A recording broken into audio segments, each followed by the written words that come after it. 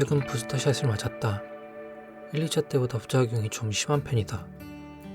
거의 일주일은 계속 컨디션이 안 좋은 상태라 집에만 지냈다. 그랬더니 다시 방구석 폐인 시절의 본능이 되돌아왔다. 안 되겠다 싶어서 억지로 몸을 움직이려 밖에 나오기 시작했다. 일단 운동도 다시 하고 독서도 꾸준히 하고 이력서도 다시 쓰기 시작해야겠다. 이번엔 나의 그동안의 사회생활 시절에 대해 이야기해보겠다. 대학교를 졸업하고 시작은 공기업에서 시작했다. 일반 사무 업무를 담당했었는데 그것도 기업 연구기관의 일반 사무인지라 업무 자체는 그렇게 어려운 일은 없었고 월요일도 아주 훌륭했다. 단점이라면 위치가 도심에서 많이 떨어진 지역이었기 때문에 출퇴근 버스를 놓치면 무조건 택시비로 5년 전 기준에 한 8,000원 정도 나왔다. 이것도 집에서 바로 택시 타고 가는 것도 아니라 가장 가까운 시가지에서 회사까지 8,000원이다. 일 자체는 너무 편했지만 급여는 너무 낮았고 나아질 겨를이 없는 기계적으로 반복적인 루틴으로 인해서 적성에 안 맞는다는 것을 조금씩 느껴왔고 정규직이 아니라서 미래 안정성도 없었다. 처음에 입사할 때는 나중에 공채시험을 위해서 가산점을 노리고 야근을 절대 안 한다는 사실에 시험을 착실히 준비해서 정규직으로 입사해야겠다는 비전이 있었지만 직접 일하고 보니 나랑은 맞지 않는다는 것을 느꼈다. 그렇기 때문에 계약 연장 없이 미련 없이 나올 수 있었다. 공기업을 다른 편이나마 경험해보고 느낀 점이 있었다. 더 많은 경험을 해보고 싶었다. 근데 괜시리 직장 찾는데 힙스터 본능이 살아나서 무작정 해외에서 일해보고 싶었다. 그래서 열심히 구직 사이트를 찾다가 필리핀 현지에서 일할 수 있는 기회를 찾게 되었다. 임금 진짜 너무 낮았다. 거의 없는 수준이었지만 하지만 경험만 할 수 있다면 감수할 수 있다는 생각으로 무작정 연락했고 합격했다. 필리핀에서 어학연수 관련하여 학교를 운영하고 관리하는 업무였다. 업무는 그다지 구분 없이 거의 모든 일을 다 했다. 주요 고객은 일본인과 한국인이었는데 업무라는 생각보다 그저 그들과 친해지고 싶어서 성실하게 응대하여 좋은 관계를 쌓아왔다. 그때가 고객 서비스를 위해 많이 고민할 수 있었던 순간이었다고 생각한다. 일도 일이지만 퇴근 후의 삶이 너무 즐거웠다. 아이의 성향을 타고는 나도 주말마다 바다로 놀러가서 스쿠빙을 하거나 호핑투어, 바이크투어, 페스티벌을 쉴 새 없이 즐겼다. 현지 친구들도 많이 사귀고 지금 생각하면 제일 기억이 맞는 순간들이 많다.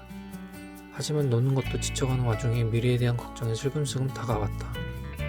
때마침 취업 비자를 갱신하는 데 어려움을 겪게 되었고 이에 지쳐서 계약 만료와 함께 귀국하게 되었다. 이때가 내 나이가 29이었다.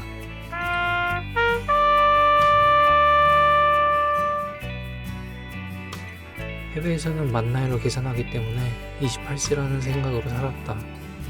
그래서 나이 30까지만 경험하고 한국에 정착하자는 목표를 세웠다. 필리핀에서 일하면서 알게 된 일본 사람들과도 꾸준히 교류를 하였다. 확실히 일본어는 어준이 한국어가 같아서 엄청 쉽게 일본어가 늘었었다. 매일 아침부터 잠들기 전까지 일본 사람들과 어울릴 수 있었고 룸메이트마저 일본 사람이라 반강제적으로 일본어 실전 훈련을 할 수 있었다. 1년을 그렇게 생활하다 보니까 실력도 늘고 자신감도 붙어서 여행으로도 안 와본 일본에서 일해보고 싶다는 생각을 해보았다. 또 그렇게 무작정 일본에 바로 오게 되었다. 처음엔 일본 친구들의 도움을 받아서 호스텔에서 저렴하게 지내며 집을 찾고 알바를 조금 하다가 직장을 찾았다. 일본에서 처음 찾은 직장은 한국, 중국 관광객을 대상으로 한 면세점에서 판매직을 맡았다.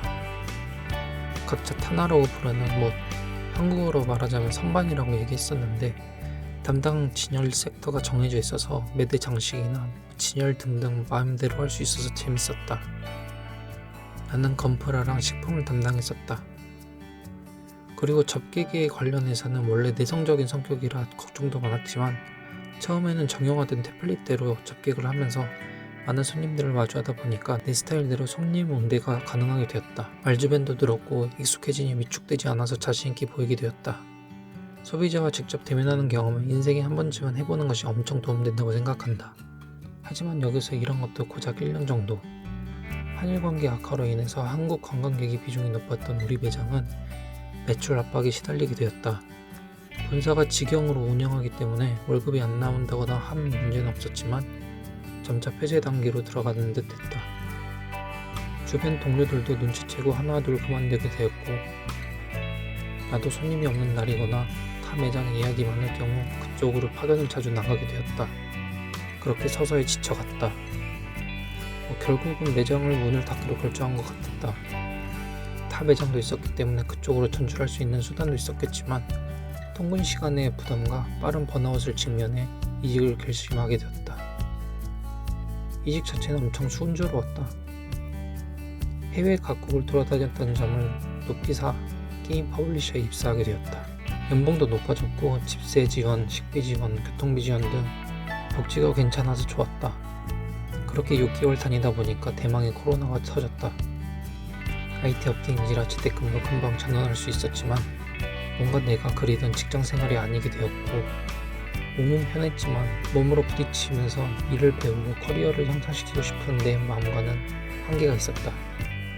반면에 작업량만큼 적지 않았기 때문에 일과 라이프가 분리되지 않은 채 집에서 먹고 자고 일하고를 반복하는 방구석 페인이 되었다. 심할 때는 한 달에 한 번도 대화를 나누지 않은 적이 있었다. 인터넷에 사례를 검색해보니 나처럼 재택근무나 1인 기업처럼 소통이 없는 기간이 오래되어서 우울증에 휘말리는 사람들의 사례가 꽤나 많은 것 같았다. 그렇게 2년을 채우고 나는 모든 걸 내려놓고 귀국하였다. 처음 목표했던 만 30세에 귀국해야지라는 목표는 달성했지만 이 목표에는 다양하고 유익한 경험으로 가득 차길 바랬었다. 하지만 어쩔 수 없는 일들로 인해 내 진로가 변경되는 경험을 자주 겪게 되니까 허송세월을 보낸 것 같아서 공허함을 느끼게 되는 요즘이다. 나는 귀국 이후 그대로 방구석에 틀어박혀 페인처럼 지내왔었다.